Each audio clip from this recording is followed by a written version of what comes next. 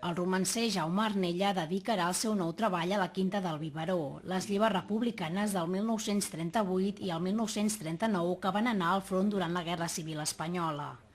En total van ser cridats a files uns 30.000 joves mobilitzats en 17 o 18 anys. En principi havien de cobrir tasques auxiliars, però a l'estiu del 38 ja van participar a la Batalla de l'Ebre. Un dels soldats supervivents de la Quinta del Biberó va ser el poeta badaloní Josep Gual Lloberes. El 1975, Gual Lloberes va publicar Les sabates d'en Jaume, una obra que testimonia aquella experiència en poc més de 30 poemes. Jaume Arnella va descobrir-los fa poc i ara el romancer s'ha proposat convertir una dotzena d'aquests textos en cançons i donar forma a un disc compacte.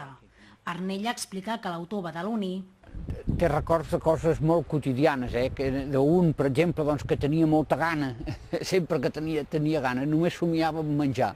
I esclar, i llavors quan els hi tocaven un plat de llenties, el pobre es desanimava. Però bueno, o bé records no sé, d'un amic seu, el Jaume, que va ser el primer que va caure travessant l'Ebre.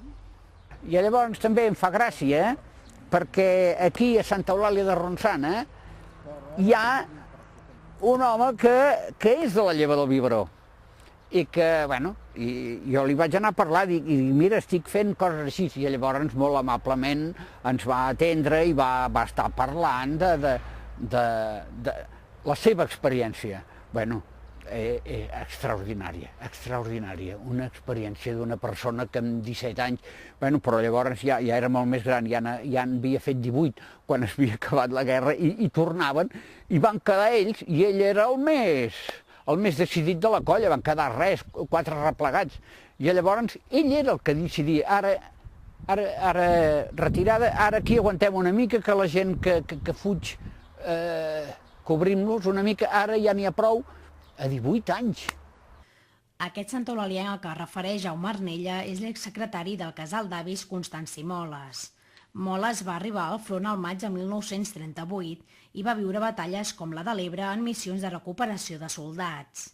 Després, acabat el conflicte armat, va estar 4 mesos en camps de concentració, un a Prats de Molló i 3 a Agde, a França.